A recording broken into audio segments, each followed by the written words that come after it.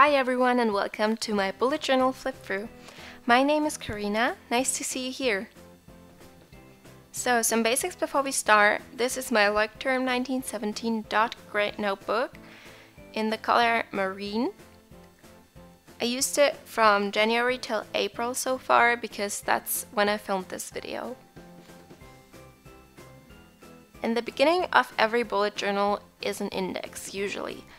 I don't use the index anymore because I tried in my first bullet journal and it didn't work for me. I felt like I skipped too many pages and I didn't use it at all in the end, so I decided to skip it here. I feel a new beginning coming towards me and I'm running to it with open arms. I felt like this was the perfect quote to put in the beginning of a bullet journal because it described my feeling at the beginning of the year. This is my yearly overview / future log where I put exams, appointments, birthdays and other events and mark them with different colors. As you see, I haven't really used this system anymore because I switched over to the Calendex system, which I'll explain you at the end. The year in pixels didn't work for me either. I skipped the whole month and I felt like the range from perfect till sad is not a thing that could describe my whole day. The While I Had This Bujo page is a very nice page. I will fill it out with memories when I'm done with this bullet journal. So let's start with January. I felt like I needed a gratitude log in the first days of January, but ended it at the 20th. Same with my habit tracker, because uni started again and I was quite busy. As you see, the Leuchtturm pages are a little see-through, so I do not recommend to fill the boxes with black pens. My first weekly page is still one of my favorites because I really like the washi tape, especially the Merry Christmas washi tape I wanted to use for a very last time before I have to wait a whole year. And I like the red headers and the sticky note and everything about the spread. Same with my second week. I really like the frosty theme here. I like the washi tape and the colors. And I even tried to change the boxes a little bit and added some weather icons. Week 3 was kind of busy because I skipped from Monday over to Friday, but it was a good overview to see what I've done in the week.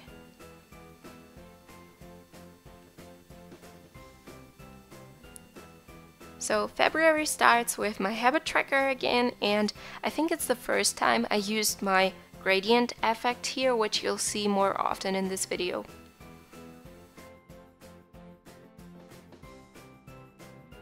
This is a spread I really enjoyed making too, because it's a great overview of the whole week. You guys on Instagram really liked it, and I felt like it's easy to make my great tasks here. I added some gratitude and studied sections, and I doodled a little, inspired by Study Rose on Instagram.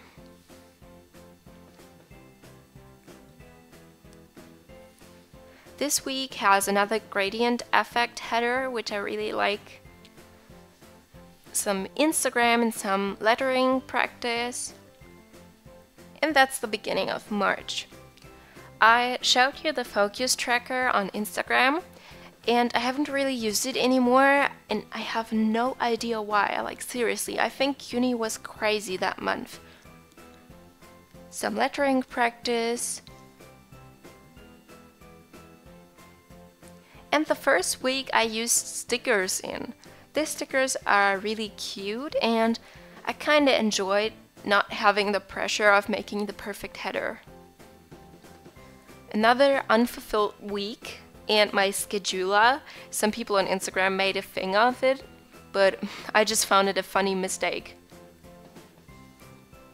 2 pages I just made for fun, homemade candles and a quote I found on the internet. Another page for practice and journaling and a real schedule. And this is another spread I really enjoyed because, again, the doodles. I really like the doodles. Shout out to Study Rose here.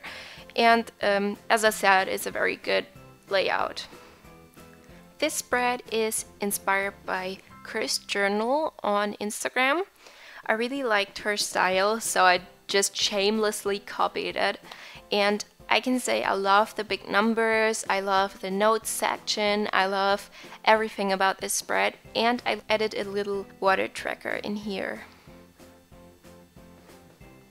So let's start with April. As you can see, I changed my habit tracker style a bit. So I made dots instead of filling the whole boxes, and I added a mood tracker graph, which I found really cool.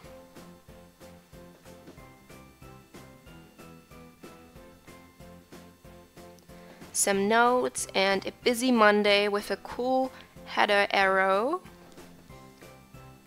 This is one of the coolest spreads ever because it's my rainbow spread. You guys really enjoyed it, I enjoyed it, and I found I was productive and it was still super appealing to the eye. Some more lettering and monthly memories.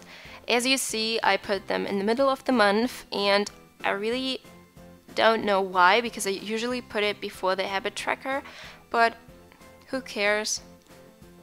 Some doodles. I haven't finished them yet, but I like it the way it is. So another spread with stickers. I put like my daily mantra every day.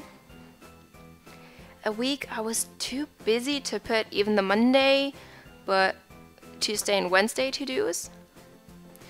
This is the day I went to the Instagram event and made this Saturday on the train. This is one of my favorite spreads, like within the last 2 months, because I like the simplicity. It was still super useful and it's super pretty. Here are just some random letterings and a sticker from a university, and here we go with May.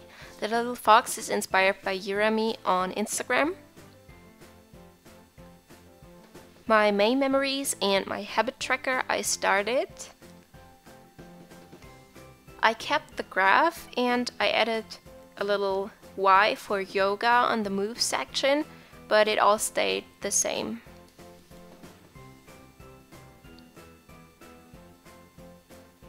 This is my current spread. It's the spacey themed spread. I'll show you on Instagram soon. And I think that's it. So I'll show you the Calendex, which is a system I really like because I put every event or appointment I have in here in little boxes with the page number. I'll put the full event on. So for example, if I put a number here, I just go over to the page and see that I have an appointment at a specific time, specific day, and at a specific location maybe. So I flip back and forth and see what I have to do this week, and it's a good overview.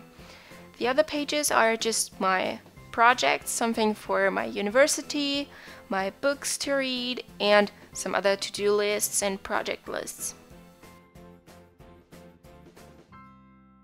I hope you enjoyed this flip through. I would really be happy about a like and a subscribe as always, and you can follow me on Instagram if you like. See you soon!